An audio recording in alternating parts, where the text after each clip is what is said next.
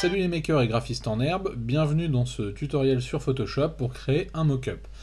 Alors ici on a travaillé à partir d'une image qu'on a extrait de Blender, c'est-à-dire qu'on a modélisé notre propre gobelet, voilà c'était un peu l'idée.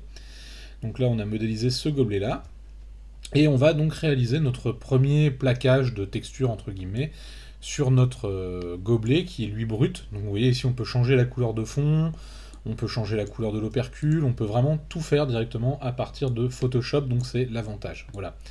Donc ça permettra aussi à ceux qui ne sont pas allés sur Blender de pouvoir par exemple le faire directement dans Photoshop. Je dirais aussi parfois ça peut être un gain de temps pour l'effet escompté, ça peut suffire. Voilà. Allez, on est parti, on va voir comment faire et c'est relativement assez simple. Donc là on voit vraiment les techniques de base. Alors ici j'ai mon gobelet, donc j'ai un bête arrière-plan, donc je vais déverrouiller donc ce calque déjà dans un premier temps. Et ce que je vais faire, c'est que je vais faire un détourage. Alors ici je vais les faire un peu à l'arrache, mais ça marche assez bien, vous allez voir, avec le lasso magnétique. Donc ici dans Blender j'ai un fond blanc, un gobelet blanc, une opercule blanche, un opercule blanc, pardon. Donc du coup je vais pouvoir détourer tout ça. Première chose, donc je vais prendre le lasso magnétique, voilà, on l'utilise rarement, enfin moi en tout cas j'utilise rarement, mais c'est un outil assez pratique pour le détourage. Voilà, hop, on est parti. Donc là je bosse uniquement à la souris. Donc vous voyez, il suffit de suivre normalement la ligne voilà, de détourage, et Photoshop fait le reste du taf. Après effectivement, si on est sur des zones un peu compliquées, vous voyez, il peut perdre un peu la tête, et ben on va l'aider, donc il suffit de faire un retour arrière, et on va tout simplement aider Photoshop en faisant quelques clics, et c'est pas grave s'il se trompe, on l'aidera ensuite, on verra comment à corriger tout ça. Hop, je termine la partie base, bon là a priori ça lui pose pas trop de problème, c'est suffisamment contrasté, ok. Alors ici j'ai quand même des soucis finalement, donc je vais le terminer, hop, au lasso polygonal. Hop, on va se reprendre ici, zou. Ouais, ça aurait pu suffire même le lasso polygonal, je pense, pour cette partie basse. Ensuite, on a cette partie-ci, bon, qui n'était pas très très belle, donc je vais me mettre ici, donc je vais faire Shift pour avoir le plus, et je vais venir, voilà, reprendre la zone supplémentaire. Alors, si le détourage n'est pas très très bon ou qu'il y a encore des erreurs, n'oubliez pas qu'on a toujours l'outil masque raccourci Q qui va permettre, vous voyez, de venir corriger éventuellement quelques petites erreurs comme ici, là j'en avais laissé une. Et bien on peut prendre le pinceau, on peut réduire la taille, vous voyez ici, de la brush. Hop, alors là ici, raté, je suis sur un blanc, donc c'était plutôt un noir qu'il me fallait. Zou. Voilà, et si on a des petites erreurs, des choses qui sont pas droites ou autres, on peut toujours les reprendre, vous voyez ici, des choses pas très très nettes. Donc X va permettre d'intervertir les couleurs, et je vais reprendre comme ça. Même l'ombre ici, à la limite, elle a peut-être pas besoin d'y être. Voilà, hop. On va pouvoir nettoyer tout ça tranquillement.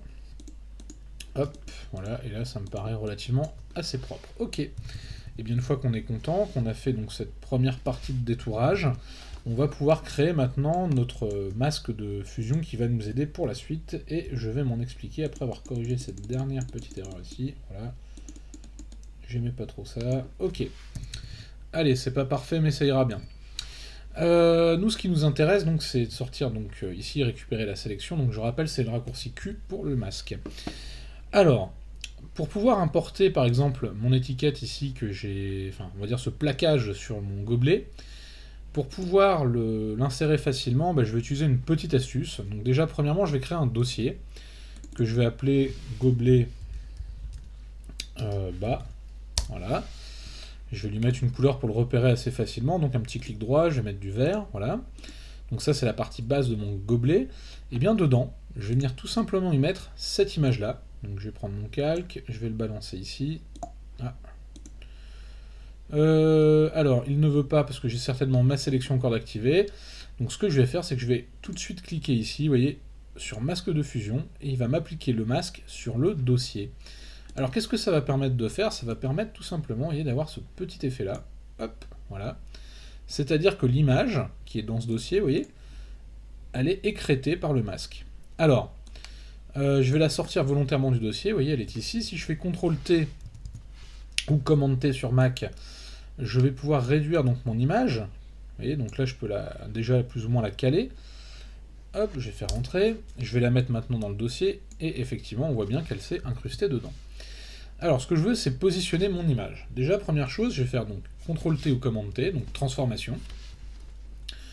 Je vais caler à peu près l'image ici, au bord, vous voyez, pas tout à fait encore dedans, et dans le haut du gobelet, et ici, sans vraiment toucher encore tout à fait. Voilà, donc j'approche en gros la forme. Je ne valide pas ma transformation pour le moment, ce qui m'intéresse, c'est de faire un clic droit et de choisir l'outil déformation. Alors ici, je vais utiliser l'outil déformation de base. Vous noterez que vous avez plein de maillages possibles, donc on peut étendre le maillage. Voilà, on peut aussi avoir des déformations personnalisées. Arc inférieur ou supérieur peut être pratique pour des cylindres ou des bouteilles ou ce genre de choses. Voilà, on a déjà des outils qui vont nous faciliter la vie. Alors, ce que je veux ici, donc, c'est commencer à déformer, vous voyez, mon plaquage. Donc ici, je vais commencer par bouger ces deux points et les rapprocher du gobelet. Idem ici, vous voyez, je les rapproche ici sur le bas du gobelet, voilà, comme ceci. Hop, je vais tirer légèrement, vous voyez, sur le bas de mon gobelet. Je vais commencer à tordre, vous voyez, de façon à avoir ça. Bon, là, c'est bon. Hop, je vais tordre ici mes poignets, donc c'est des courbes de Bézier, donc j'ai des poignets et des points. Donc les poignets, vous voyez, je vais les mettre un peu comme ça. Vous voyez, si on les tire ou si on les baisse, voilà, on va avoir une petite déformation à l'image. Idem ici, si je veux garder un petit pincement, si je veux avoir un petit pincement ou autre, vous voyez, il va falloir que je joue comme ça, hop, sur mes poignets. Donc là, je vais commencer à prendre mes poignets, à jouer un peu avec. Peut-être que je pourrais les tirer encore un peu là, voilà. Bon, alors, rien n'est définitif. Et ensuite, je vais faire descendre ici cette partie-ci, vous voyez, pour que ça commence à se tordre un peu. Alors là, je vais rapprocher ce point-là par là, voilà. Hop, et je vais essayer de rester à peu près symétrique. Zou, voilà. Hop, alors, une fois que j'ai fait ça, vous voyez, hop, je vais pouvoir tirer encore un peu sur le bas, pour que ça se déforme. Hop, je vais essayer de rester toujours en symétrie, plus ou moins. Hop, je vais tirer aussi un peu là. Voilà, et je peux aussi tirer, vous voyez, légèrement sur l'image. Hop, pour qu'elle vienne se fondre au mieux. Hop, hop, avec le gobelet. Voilà, donc je peux tirer sur l'image et positionner. Alors une fois que vous êtes content, bon ici c'est pas parfait mais ça ira très bien pour le tuto, une fois que vous êtes content de votre travail, eh bien il suffit de faire entrer et d'appliquer l'effet. Zou. Vous allez me dire oui c'est bien, c'est déformé, mais ce n'est pas intégré parfaitement à l'image.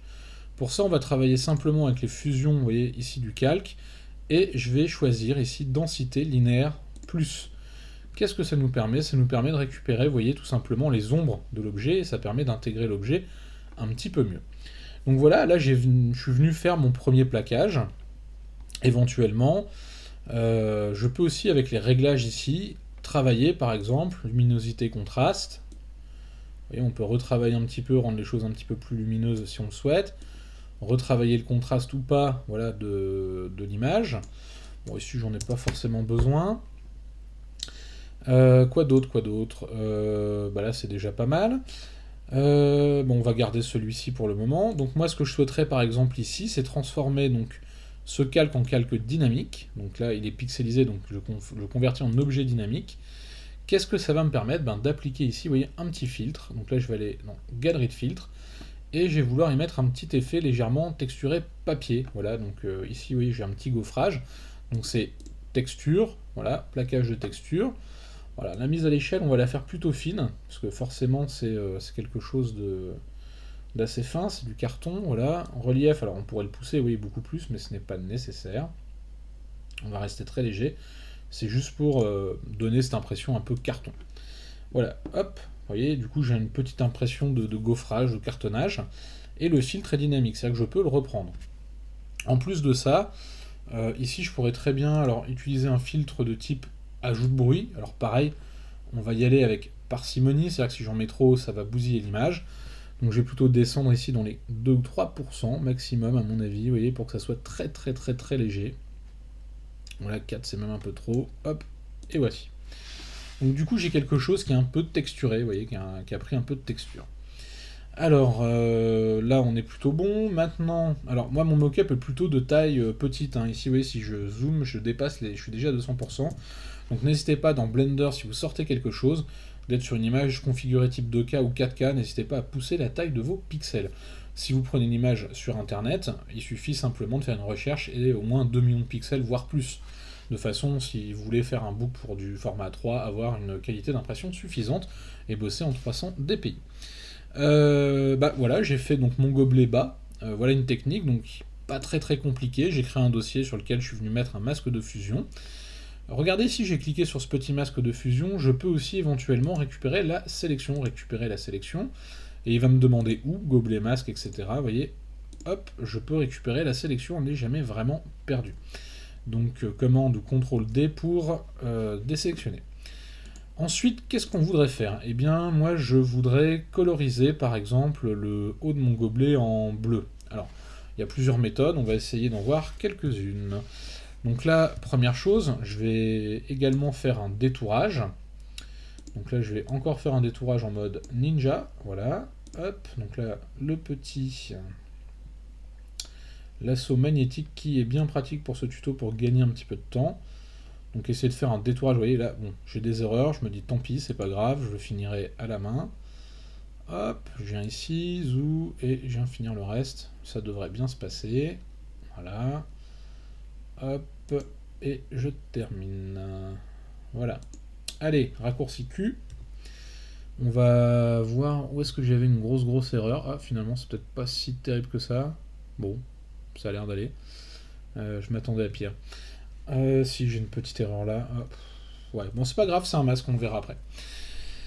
Je vais créer un nouveau dossier que je vais mettre tout en haut. Hop, et oups, celui-là je vais le mettre donc tout en haut, et je vais l'appeler donc gobelet cette fois-ci, et je vais l'appeler O. Voilà, bon, j'aurais pu l'appeler opercule. Et je vais y mettre mon masque de fusion, donc je clique ici en bas, hop, masque de fusion. Alors, première solution, je peux par exemple mettre ici, alors je vais prendre ici, voilà, je vais prendre couleur unie. Qu'est-ce qui se passe, couleur unie? Je vais mettre un bleu, hop, voilà, tac, on va monter un peu, hop, voilà, et je vais pouvoir ici, vous voyez, choisir par exemple produit qui va se mélanger directement au gobelet. Alors par contre là on voit que le détourage n'est pas parfait et du coup ça choque un peu. Ensuite vous voyez, je pourrais choisir différents types de fusion de calque. Alors hop, incrustation, lumière tamisée peut-être, moi c'est pas génial. Bon, à mon avis le mieux ça serait peut-être, je pense, le fameux linéaire plus. Alors ici on voit que le détourage est pas génial.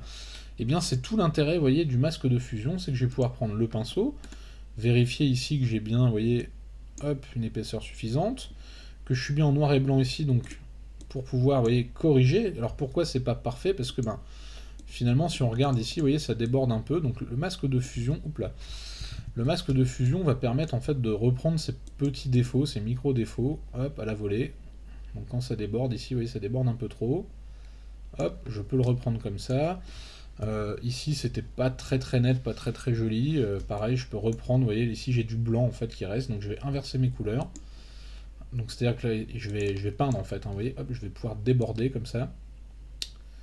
Zou, très légèrement. Hop. Là j'ai peut-être un peu trop débordé.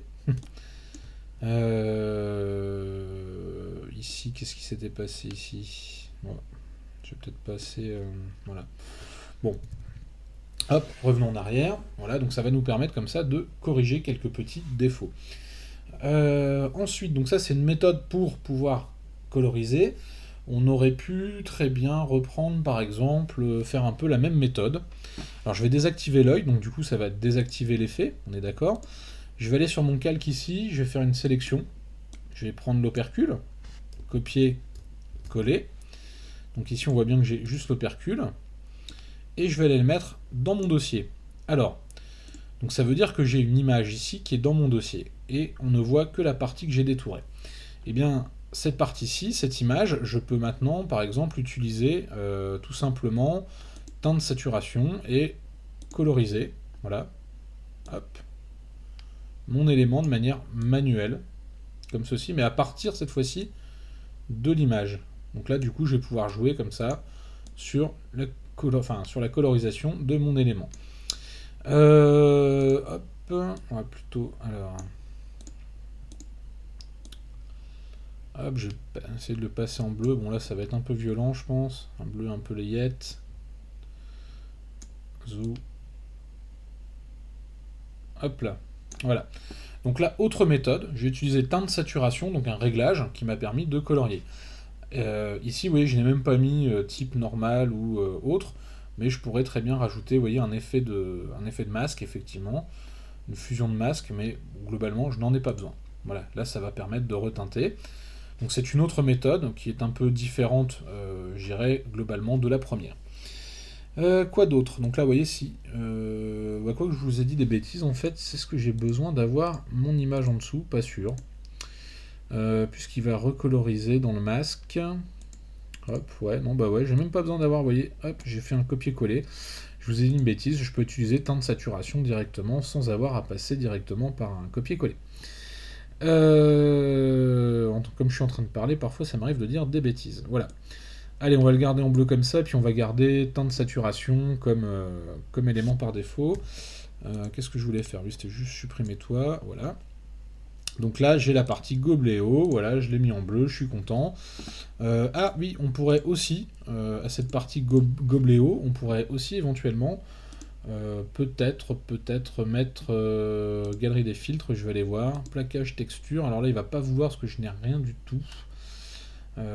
Oui, c'est pour ça que j'avais dû copier mon image, parce que du coup je vais être embêté, même si je mets un effet de grès, il va pas vouloir le prendre du tout.